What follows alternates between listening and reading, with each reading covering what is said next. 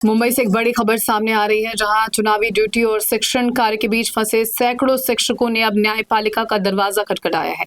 मामला booth level officer यानी BLO की ड्यूटी से जुड़ा है, जिसे लेकर भारत निर्वाचन आयोग और शिक्षकों के बीच विवाद गहराता नजर आ रहा है। दरअसल मुंबई शहर के विभिन्न स्कूलों में कार्यरत शिक्षकों का कहना है कि उन पर एक साथ दो महत्वपूर्ण जिम्मेदारियां डाल दी गई हैं। एक तरफ उन्हें स्कूल में बच्चों को पढ़ाने का दायित्व निभाना है, तो दूसरी तरफ चुनाव आयोग की ओर से मतदाता सूची पुनरीक्षण जैसे कार्यों में लगाया जा रहा है। शिक्षकों का सवाल है कि आखिर वो अपनी प्राथमिक जिम्मेदारी यानी शिक्षा पर ध्यान दें या फिर चुनावी ड्यूटी निभाएं।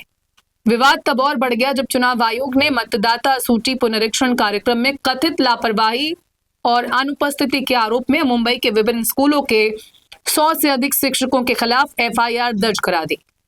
एफआईआर दर्ज होने के बाद शिक्षकों में भारी नाराजगी और चिंता का माहौल बन गया। उनका कहना है कि वो पहले से ही शिक्षण कार्य, प्रशासनिक जिम्मेदारियों और अन्य सरकारी कार्यों के दबाव में है। ऐसे में चुनावी ड्यूटी के कारण उनकी मूल जिम्मेदारी प्रभावित हो रही है।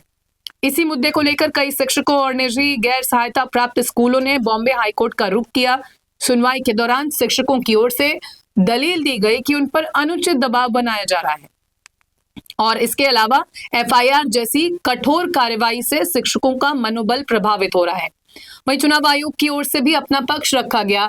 मामले की गंभीरता को देखते हुए बॉम्बे हाईकोर्ट ने फिलहाल शिक्षकों को बड़ी राहत प्रदान की है। अदालत ने यह मौखिक आश्वासन दिया है कि चुनाव आयोग द्वारा जारी कारण बताओ नोटिस के आधार पर अगली सुनवाई तक कोई दंडात्मक कार्रवाई नहीं की जाएगी। यानी फिलहाल शिक्षकों के खिलाफ किसी तरह की सख्त कार्रवाई पर रोक जैसी स्थिति बन गई है। हालांकि ये राहत फिलहाल अंतरिम है और मामले का अंतिम फैसला अभी भी बाकी है। इस महत्वपूर्ण मामले की अगली सुनवाई 19 जून को निर्धारित की गई है, जहां अदालत चुनाव आयोग और शिक्षकों दोनों पक्षों की दलीलें सुनने के बाद आगे का रुख तय करेगी। अब सभी की निगाहें बॉम्बे हाईकोर्ट की अगली सुनवाई पर टिकी हैं, क्योंकि ये मामला सिर्फ मुंबई के शिक्षकों तक सीमित नहीं है, बल्कि पूरे देश में चुनावी ड्यूटी और शिक्षण कार्य के बीच संतुलन के सवाल को भी सामने ला रहा है। फिलहाल सबसे बड़ा सवाल यही है कि क्या शिक्षक बच्चों को पढ़ाएं या फिर चुनावी जिम्मेदारियां निभाएं। इसका जवाब अब अदालत के अगले फैसले से मिलने की उम्मीद है। अब इस पूरे मामले पर सबकी नजर अदालत की सुनवाई पर टिकी है।